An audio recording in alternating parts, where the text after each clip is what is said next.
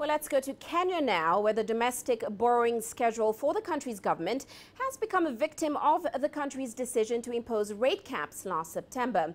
At the moment, the country is in the final quarter of its fiscal year, but it's way behind on its borrowing targets, partly because investors are demanding interest rates the central bank isn't willing to accept. Now, in the first half, net borrowing was up a paltry 39% of the full year target of about $4 billion. At least 2 auctions have been cancelled so far this year, and bid acceptance rates have been relatively low. Well, earlier on, CGTN's Ramah Nyang sought to find out if, despite all of these issues, Kenya's bonds are worth investing in. With the elections fever coming on, I think also the fixed income segment is quite ripe for people to look into it. Another thing that also comes into the question is the government borrowing, domestic borrowing. As at right now, it's below schedule. We are looking at 48.31% in terms of the borrowing at 9 months into the year. So we're looking at there's a bit of some accelerated borrowing which is expected in the next coming 3 months. Wait, so we're essentially what, into Q3, so we're basically 3 quarters into the entire fiscal year, and we're how far into the borrowing schedule again? We are right now at 48.31%. Yikes. There's a 52% gap that is meant to be. But why has that delay occurred? Because normally in some fiscal years we've seen the government being way ahead of the curve, having done at least 60–70% of their borrowing requirements by now. One thing is, if you look back at some of the auctions, we saw in January there was a complete rejection of the bond that was issued, basically on account of perhaps it was aggressive bidding from the investors, and also the yields were quite the people who actually came into the market were actually lower than the minimum accepted limit.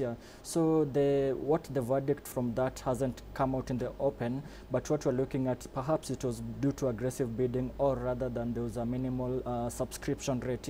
Come February, there was a low acceptance rate, whereby the infrastructure bond, there was a minimal acceptance rate from the regulator, and then so we're saying that it's compounding the borrowing target. It sounds like on one hand government wants to borrow quite a bit of cash, but they're not willing to pay the price that, you know, the market is coming and saying, okay, yeah, you want to borrow all this stuff, but I want a decent return for my investment. And in any case, inflation in March was what, 10.2%? 10.2%, exactly. Yeah, you can look at it this way. On one hand, you find that the CBR has been capped at 14%. So there's somehow a limit whereby they can now be able to accept a borrowing rate here. But you find that on one hand, inflation is right now at double-digit figures. So investors are quite hungry for yield. But then there's a somehow implicit cap into whereby they can now be able to borrow. So all this is coming to compound to the fact that now this due to a low acceptance rate and also outright rejection of the bonds. When we talk about the rate cap, for the most part, we tend to talk about it in the context of consumer lending.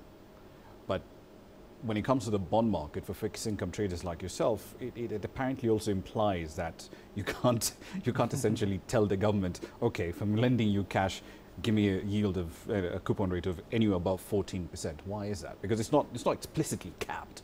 Well, on consumers, that's a risky market, so to speak, whereby bank is essentially lending to the risky people in the bracket. But now you see that government is essentially a risk-free borrower. So if you cap at a 14% limit, but yet this aggressive borrowing, at some point investors will want to accept some higher yield. So there's that bit of a fight between, on one hand, there's risk-free consumers, and then there's the government borrowing. So banks will actually run to lend to the government rather than lending into the consumers. But now, on the other hand, I mean, at 14% between maturities between 3 years to 20 years, it's ranging between 13% to 14%. So there's a small 100 basis, very narrow gap. Yeah, 100 basis points whereby people can actually be able to play around with it. So it's bringing all these kind of results that we're seeing the last 3 months.